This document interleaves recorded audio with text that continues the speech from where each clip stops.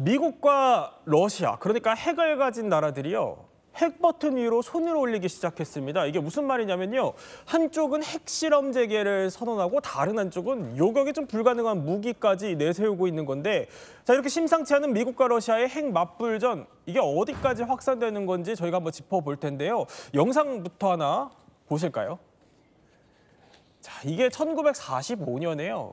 뉴멕시코주에서 진행된 인류 최초의 핵실험, 그러니까 트리니티 실험 장면입니다. 수천 개의 태양보다 더 밝다, 그렇게 비유가 되는 섬광들이 번쩍번쩍하고요. 저렇게 버섯 모양의 화구가 만들어지기도 합니다. 이 대규모로 이제 버섯 구름이 하늘까지 솟구치는데 이뿐만이 아닙니다.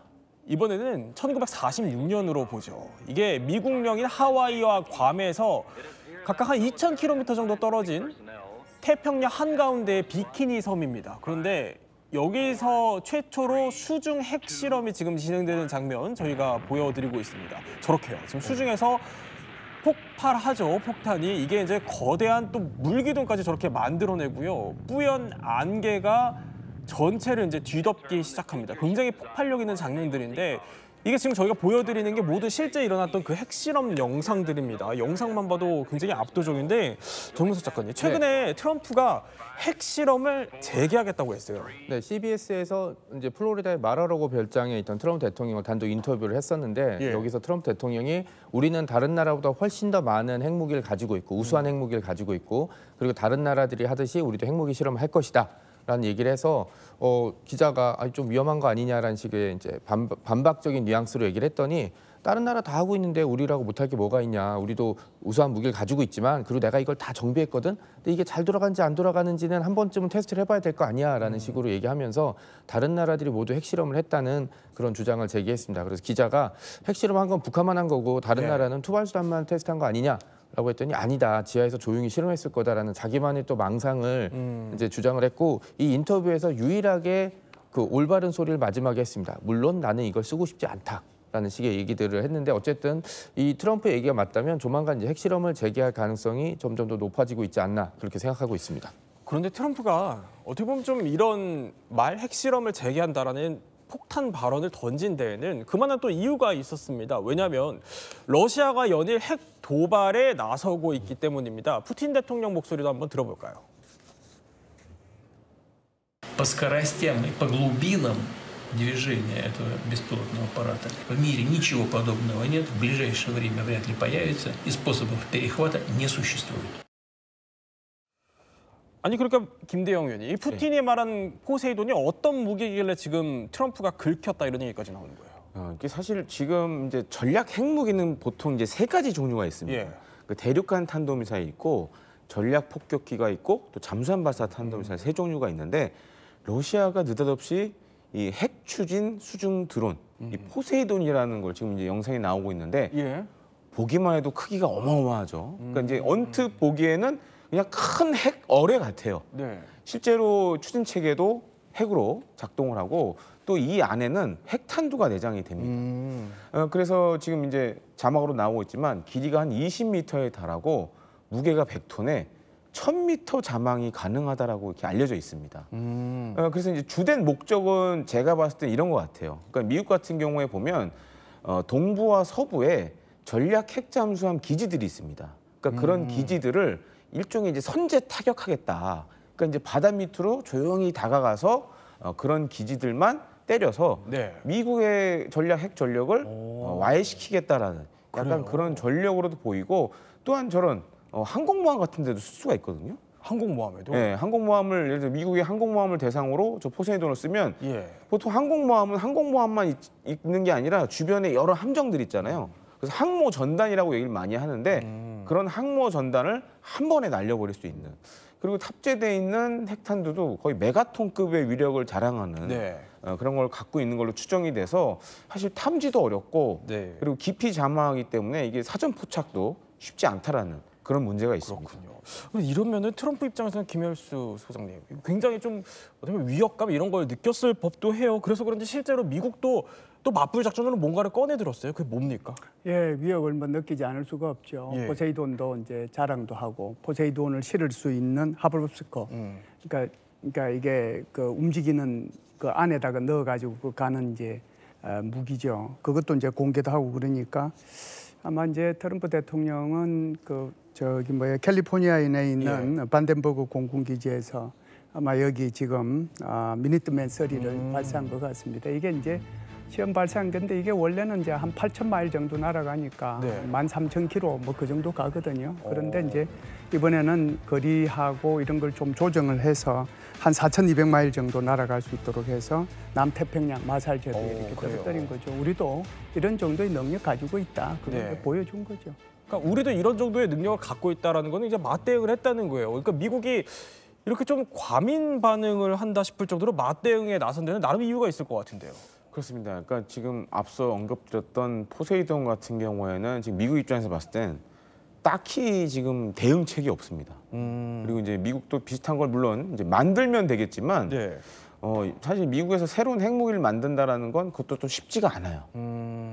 그렇기 때문에 가장 중요한 건 지금 이제 핵잠수함인 하바로스크에서 저 포세이돈을 탑재하고 발사하는데 그러면 이제 이 핵잠수함 하바로스크가 있는 그 항구 근처에 항상 미국의 공격 원잠이 대기하고 있어야겠죠. 이제 그런 문제가 있어서 사실 이제 미국으로서는 좀 까다로운 러시아의 새로운 전략 핵무기가 등장한 거 아니냐 좀 이렇게 보여지기도 하고 앞서 말씀드렸다시피 이제 미국의 전략 핵잠들을 공격할 수 있는 새로운 수단이기 때문에 이거에 대응해서 이제 뭐 아마 미국도 여러 가지 지금 이제 영상으로 나오고 있지만 저렇게 몰래 태평양으로 가서 미국 동부에 있는 전략 핵잠 기지를 포세이돈으로 때려버리면 저럴 수 있다는 거고. 네, 그러면 이제 미국은 아무것도 못한 상황에서 일격에 그냥 큰 타격을 받을 수밖에 없는 거죠. 그러니까 그런 점에서 굉장히 약간 미국 입장에서는 좀 위협으로 다가오는 거 아니냐 좀 이렇게 보여집니다. 그러면 저 그래픽 다시 한번 볼까요? 그러니까 김대중 의원님 다시 한번 설명을 해주시면은 러시아가 어떤 방식으로 도발하길래 미국이 탐지가 안 된다는 거죠? 그러니까 지금 이제 수중을 통해서 저 하바로스크호가 미국 가까이 갈 거고 만약에 사전에 탐지를 못한다. 그럼 그 상태에서 포세이돈을 발사해서 포세이돈이 다시 수중으로 해서 만약에 미국의 전략 핵잠 기지를 직접 공격을 해버리면 미국은 이제 손도 못 써본 상황에서 엄청난 타격이 있는 거죠. 그럼 미국으로서 상당히 이번 일이 심상치 않다라고 보긴 볼 것 같아요. 이게 어떻게 보면 양국 간에 지금 핵을 두고 충돌이 점차 고조되고 있는 건데 자 오늘 들어온 소식이 러시아가 미국에게 좀 특별한 제안을 했다는 얘기가 들어오네요. 예, 뭐 라브로프 이제 외무부 장관이 트럼프 대통령이 계속 이제 핵실험 얘기도 하고 그러니까 이게 무슨 얘기냐. 뭐 우리 보고 이제 뭐 핵실험 했다고 그러는데 우리가 핵실험 안 하기 시작한 것은 1991년도부터 안 하기 시작했다. 그런데 계속해서 뭐 핵실험 했다고 그러는데 이게 말도 안 되지 않느냐. 핵실험을 했으면은 그 인공지진 개척기를 통해 가지고 다 할 수 있는 얘기인데 그렇다라고 하면은 이거 만나가지고 얘기 한번 해보자. 우리는 핵실험 한 적도 없다. 만일에 미국이 이제 이걸 핑계로 해가지고 핵실험을 한다면 나도 하겠다. 그 얘기를 한 거죠. 정말 긴장감이 팽팽해지고 있는 것 같습니다. 하루하루. 이렇게 핵을 둘러싸고 그런데 긴장하고 있는 나라 두 나라가 지금 미국과 러시아뿐만이 또 아닙니다. 지금 보면은요. 전 세계에 이렇게 많은 나라들이 지금 핵을 보유하고 있습니다. 저희가 핵무기 보유 현황을 보여드리고 있는데 예상보다 제가 생각했던 것보다 훨씬 많은 것 같은 느낌이 들어요.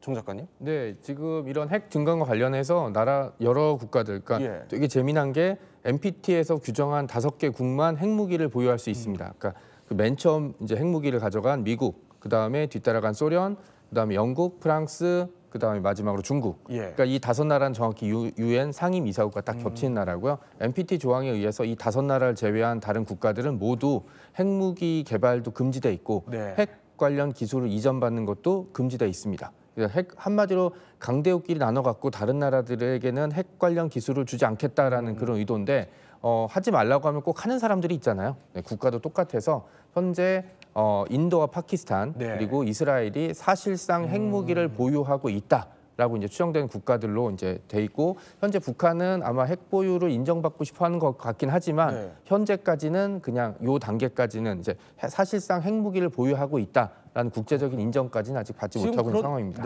지금 그런데 저기서 미국 5,200기, 러시아 5,580기. 그런데 저렇게 많이 갖고 있는 지금 두 나라가 서로 으르렁대고 있다는 겁니다. 그런데 자, 그 밑에 있는 지금 중국도요. 여기도 지금 심상치가 않다고 해요, 속도가. 그러니까 중국 같은 경우는 원래 제일 늦게 핵 이제 관련 핵실험에 성공해서 1964년에 성공해서 보유를 했고 한 90년대, 2000년대까지는 보유 발수가 대략 한 100기, 200기, 300기 이 정도 수준이었는데 최근 한 10년 사이에 핵무기 개발에 박차를 가해서 투발 수단도 엄청나게 늘어났고요. 그다음 핵무기 자체, 중펑 5C라고 나오잖아요. 장거리 탄도 미사일을 계속 여러 가지 버전을 공개하면서 미국의 심기를 굉장히 긁혀놓고 있고요. 아직 뭐 미국이나 러시아 수준은 아니겠지만 3대 핵 투발 수단이 있거든요. 그러니까 지상 발사 시스템, 그다음에 전략 폭격기에 의한 발사 시스템, 그다음에 마지막으로 가장 중요한 핵무기의 가장 본질이라고 할 수 있는 수중 발사 핵미사일 SLBM을 다 가지고 있는데 지금 그 공중에서 공격하는 그 폭격기 버전만 제외하고는 나머지는 이제 중국도 미국이랑 러시아를 어느 정도 따라가고 있다라고 돼 있어서 미국 국방부에서도 중국의 핵 전력 증강 속도가 우리의 예상을 뛰어넘고 있어서 조금만 더 지나면 우리가 위협을 느낄 수도 있을 수준이다. 정확히 핵무기보다 중요한 거는 이제 투발 수단이거든요. 상대방의 이제 목표물에 정확히 떨어뜨려야 되는 투발 수단도 중요한데 예전에는 중국이 그런 핵무기만 가지고 있었다면 지금은 둥펑 시리즈나 뭐 여러 가지 수단을 이용해서 원하는 목표, 이제 정확히는 미국이겠죠. 미국의 여러 목표물을 효율적으로 공격할 수 있는 수단을 갖추고 있다라고 보시면 될 것 같습니다. 자, 그런데 중국도 심상치 않지만 아까 그 지도를 보면은 자, 저기 빨간 북한이요. 바로 핵하면은 절대 빠질 수 없는 나라로 거론이 되죠. 우리가 또 붙어 있기도 하고. 그래서 김정은이 3년 전에요. 핵무력 강화 전략을 직접 또 제시한 바도 있습니다. 한번 들어보고 이야기 나눠보죠. 남조선 괴뢰들이 의심할 바 없는 우리의 명백한 적으로 다가선 현 상황은 나라의 핵탄 보유량을 기하급수적으로 늘릴 것을 요구하고 있다고 하면서 그러니까 핵실험이 아니고 핵무력 강화가 필요하다 이렇게 얘기를 하네요. 예, 저게 이제 김정은이가 이제 수시로 하는 얘기가 핵무기 꽝꽝 생산해라고 얘기했거든요. 그 말은 우리가 이제 핵무기는 갖고 있고 그걸 이제 다 만들 수 있는 모든 것들이 준비가 다 됐으니까 핵무기만 이제 생산해서 숫자를 좀 더 늘려라 이런 얘기거든요. 지금 이제 우리 카이다죠. 국방연구원에서 올해 7월달에 보고서를 발표를 했는데 그 보고서에 보면 북한이 이런 속도로 이제 핵무기를 증강해 나가면 2030년 정도 되면은 201개부터 243개 정도 이렇게 가지게 될 거고, 2040년 되면은 344개부터 뭐 429개까지 이렇게 이제 될 거라고 그러는데 이게 무슨 얘기냐면 사실상 이 정도 되면 좀 전에 이제 우리 도표 나와서 그래픽이 나왔잖아요. 북한이 몇 개 가지고 있고 또 다른 나라들이 몇 개 가지고 있는 그 도표가 나왔는데 이 정도 되면은 영국과 또 프랑스보다도 훨씬 더 많이 가지게 됩니다. 그렇게 되면 저기요 이렇게. 그렇게 되면은 지금 이제 2040년 정도 되면은 400개 가까이 되잖아요. 그 정도 되면은 지금 영국 프랑스보다도 훨씬 더 많이 가지게 돼서 북한이. 결국은 아까도 이제 중국에 대해서 어느 정도 가지는지 말씀을 하셨는데 2040년 되면은 결국은 러시아, 두 번째가 미국, 세 번째가 중국, 네 번째가 북한이 될 가능성도 있다. 그래서 기본적으로 북한은 핵무기 400개를 목표로 지금 계속해서 이게 핵 능력을 강화시키고 있는 게 아닌가 이렇게 보죠. 그러니까 핵 보유국이라고 우리가 인정은 하지는 않지만, 그러니까 기술적으로 봤을 때는 핵무기를 이제 보유하는 대수만 봤을 때는 북한이 속도가 심상치 않다. 그런 설명이신 겁니다. 그런데 북한의 핵무기 얘기하니까 제 머릿속에 떠오르는 거는 그 2018년인가요? 그때쯤에 이제 정상회담을 앞두고 세계 언론 앞에서 이제 우리 핵실험장 이런 거 필요 없다라는 식으로 하면서 풍계리 핵실험장을 폭파한 적이 있죠. 한번 영상 볼까요?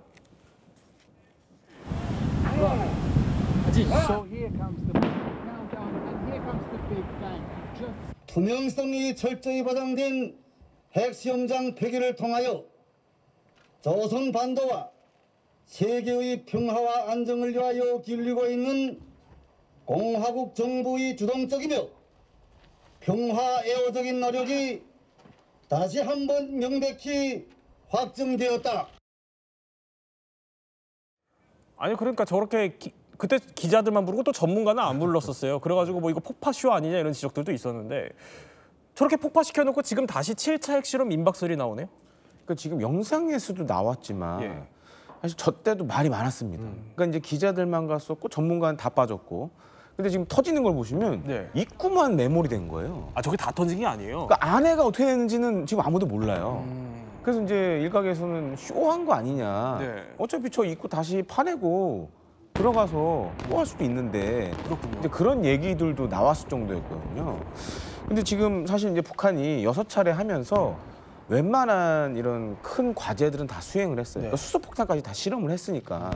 그러니까 7차를 지금 하냐 마냐의 핵심은 이겁니다. 그러니까 지금 이제 군에 배치된 핵무기들을 일종의 유사시에 사용 가능한지 검증하는 걸로 핵실험을 해볼 수가 있어요. 그러니까 그런 여지는 지금 남겨두고 있고 또 한 가지 우리 국방정보본부도 지난 5일에 만약에 김정은이 결심한다 그러면 짧은 시간 내에 풍계리 3번 이 갱도를 이용해서 3번? 그래서 지금 화면 나오고 네. 있죠. 그래서 지금 3번째 갱도를 이용해서 7차 핵실험할 가능성이 제기가 된다. 그리고 지금 잘 보시면 트럼프 대통령이 자꾸 이제 북한을 좀 대화의 창으로 끌어나오기 위해서 여러 가지 얘기들을 경주 APEC 앞두고 했죠. 네. 이제 뭐 이것 관련돼서 북한이 또 이렇게 강하게 나올 수도 있잖아요. 그러면 또 7차 핵실험 카드를 꺼낼 수도 있지 않을까. 좀 이렇게 좀 조심스럽게 예측을 했고. 3번 갱도로 뭐 사실 다 복구로 다 시킨 거군요. 마음만 먹으면 사실 저 갱도 자체는 복구하는 거는 크게 큰 일은 아니라고 보여집니다. 그러니까 김도영 위원 생각은 저희 육안으로 보기에 저게 입구만 지금 폭파시킨 거다라는 건데, 자 이렇게 뭐 핵실험장도 쓸만한 게 이제 남아 있는 상태고, 뭐 북한이 마음만 먹으면 지금 핵실험도 가능하다는 겁니다. 북한이 뭐 핵무기를 갖고 있냐 이 없냐를 두고도요 국제사회에서 이견이 분분하죠. 그런데 트럼프는 최근 연이어서 이런 발언을 내놓고 있어요. Kim Jong-un has a lot of nuclear weapons, by the way. A lot. Certainly he's a nuclear power. Well, I think they are sort of a nuclear power. I mean, I know how many weapons they have. I know everything about them. When you say they have to be recognized as a nuclear power, well, they got a lot of nuclear weapons, I'll say that. 자, 그러니까 트럼프가 이제 김정은이랑 좀 만나고 싶으니까 계속 핵무기 갖고 있다, 뭐 일종의 핵보유국인 것처럼 언급을 계속 해주거든요. 그러니까 이게 트럼프가 저렇게 얘기했다는 건 지금 핵보유국으로 봐야 된다 이 얘기입니까? 핵무기 보유국이라고 하는 것은 이제 국제사회가 이걸 인정해 주느냐, 인정해 주지 않느냐 하는 건데요. 인정해 주는 여부는 NPT라고 하는 비확산 체제 속에 들어가 있느냐 안 들어가 있느냐의 차이거든요. 그 속에서 이제 인정을 해 주느냐의 차이인데, 거기에 이제 인정을 이제 해주는 국가가 러시아, 미국, 중국, 프랑스, 영국 이렇게 5나라만 인정해 주는 겁니다. 그래서 이 나라들은 핵무기 보유 국가이기 때문에 영어로 이제 표현을 하면 뉴클리어 웨이펀 스테이트라고 이렇게 얘기를 해요. 근데 트럼프 대통령이 얘기하는 것은 이제 뉴클리어 파워라고 얘기하거든요. 그래서 그냥 핵무기를 가진 것으로 또는 핵 능력을 가진 것으로 이제 인정 정도 되는 그런 이제 보편적인 표현으로서 저렇게 얘기를 하는 건데요. 저렇게 이제 표현하는 이유는 결국은 김정은을 회담장으로 끌어들이기 위한 하나의 인센티브를 뭐 주는, 또는 이제 하나의 그 미끼라고 할까요? 그런 차원에서 유인하기 위해서 저런 표현을 사용했다 이렇게 봅니다. 근데 아까 김열수 소장님께서 이제 북한이 한 뭐 2030년, 40년쯤 되면 이제 영국과 프랑스를 따라잡는 수준으로 능가하는 수준으로 핵무기가 이제 많아질 거다 이렇게 설명을 해주셨는데, 그럼 저 궁금한 게 생겼어요. 뭐냐면 핵무기 이 대수가 중요합니까? 핵무기가 그 이제 얼마만큼 가지고 있느냐 하는 것은 사실상 이제 개별 국가마다 이제 다르긴 한데, 사실상 그 미국이 가지고 있는 것 또는 러시아가 가지고 있는 것 대충 보면 뭐 5,000개 정도 되잖아요. 플러스 마이너스 정도 되는데, 트럼프 대통령이 얘기한 것처럼 지구를 수십 번 파괴하고도 남는 양이거든요. 이제 이게 이제 결국은 경쟁 때문에 생기는 거예요. 그러니까 김정은 이제 위원장 입장에서도 보면 내가 이 정도는 좀 가져야 되겠다. 그래서 전문가들이 하는 얘기로는 김정은의 목표는 400기라고 그러거든요. 그렇게 되면 결국은 러시아 그리고 미국, 중국, 그다음에 이제 결국은 이제 북한이 되는 거거든요. 그 정도나 가져야 되겠다라고 하는 건데, 이게 이제 핵무기를 한 발 가지는 거하고 이게 재래식 무기하고는 뭐 하늘과 땅 차이죠. 사실상 거기서 나오는 것들이 뭐 히로시마, 나가사키에 떨어진 게 15KT 정도 되면은 이게 뭐 TNT 15,000톤 정도 되니까 우리가 가지고 있는 그 현무5가 8톤 정도 되잖아요. 그러니까 8톤을 얼마나 몇 개를 이제 쏟아부어야 15,000톤 정도 나오겠습니까? 게다가 여기에 이제 방사능이 있죠. 그러니까 사실상 핵무기를 가진 국가와 핵무기를 가지지 않은 국가의 싸움은 일단 핵무기를 가지는 순간 전쟁은 끝난 거고요. 네. 대신에 이제 한국 입장에서 보면은 미국이 핵무기를 제공해주기 때문에 나중에 유사시에 그렇기 때문에 지금 핵 억제력이 북한에 대해서 작동되고 있다 이렇게 볼 수가 있죠. 그러니까 결국에 그 대수라는 거는 핵을 가진 나라들끼리 어떻게 보면 경쟁으로 봐야 되는 거군요. 그럴 수도 있죠. 네. 자, 이렇게 그러면은 북한이 도대체 어떤 핵무기를 갖고 있길래 트럼프가 이렇게까지 직접 언급을 한 건지 저희가 하나하나 좀 뜯어보도록 하죠. 물론 이게 북한의 주장입니다. 북한이 주장하는 우리의 핵 전력이다라는 건데, 자, 지금 저희 뒤에 대형 LED가 떴어요. 뭐 화산 31, 해일, 화성 20형, 북극성 5형. 일단 이게 어떤 무기들인지 좀 설명 좀 해주시겠어요? 화산 31 같은 경우에는 좀 특이하게도 북한은 이 대구경 다연장 로켓포에도 이 핵무기를 탑재해서 쏠려고 지금 준비를 하고 있어요. 지금 보시면 저게 일종의 이제 핵탄두라고 할 수 있는데 빨간 부분. 예, 그래서 빨갛게 돼 있고 저게 저 안에 이제 원자폭탄이 아마 들어있을 걸로 이렇게 예상이 되는데 저렇게 규격화를 시켰습니다. 그래서 뭐 다연장 로켓포에서 쓸 수 있고 뭐 KN-23이나 이런 데도 탑재가 가능하고 이런 방식으로 지금 하고 있고 네. 또 한 가지로는 헤일이라는 또 이 핵 어뢰도 개발을 했습니다. 그래서 앞서 우리가 봤던 이제 포세이돈이랑 살짝 비슷하다고 좀 말씀을 드리고 싶은데 그 일종의 핵탄두를 장착한 핵 어뢰입니다. 물론 이제 추진 체계는 핵은 아닌 것 같은데 이런 것도 지금 만들어서 열병식에서 이렇게 공개를 한 바가 있고 이 밖에 이제 화성 20형 네. 이번 열병식에서 굉장히 주목을 받았죠. 그래서 이제 대륙간 탄도미사일을 신형 버전을 이제 공개를 했는데 지금 이제 예측키로는 사거리가 한 15,000km 되지 않겠냐. 그리고 전체적인 크기를 봤을 때는 지금 전 세계의 대륙간 탄도미사일 가운데 가장 큰 걸로 보여져요. 크기만 봐도. 크기만 봤을 때는. 근데 아직 북한이 이제 보여주지 못한 게 이 대륙간 탄도미사일들은 사실 대기권 재진입 기술이 굉장히 중요합니다. 네. 근데 요거를 북한이 아직은 보여주지 못했어요. 근데 그 숙제는 남아 있지만 일단은 미국 본토 타격이 가능한 지금 대륙간 탄도미사일들을 거의 한 4종류 정도 지금 만들어 놨기 때문에 물론 이제 발수는 자세하게 몇 발을 만들었는지는 안 알려지고 있습니다. 그래서 이제 이게 문제긴 한데 이거 외에도 그다음에 SLBM 잠수함 발사 탄도미사일도 핵탄두가 탑재가 가능한 이런 모델들도 지금 계속적으로 선보이는데 지금 영상에 나오는 이거 같은 경우에도 북극성 5형이라는 건데 이전의 북극성들보다 어떻게 보면 크기가 좀 더 커졌습니다. 지름이 커진 그게 보이는데 그렇군요. 저게 다탄두를 위한 건지 아니면은 사거리 연장을 위한 건지 이건 좀 더 분석이 필요해 보입니다. 이 중에서 좀 미국이 김대영 의원님 예. 제일 좀 싫어할 뭐 다 싫어하겠죠 물론. 근데 미국이 유독 제일 싫어할 건 뭘까요? 아무래도 이제 화성 20형이겠죠. 미 본토를 직접 타격이 가능한 무기 체계고.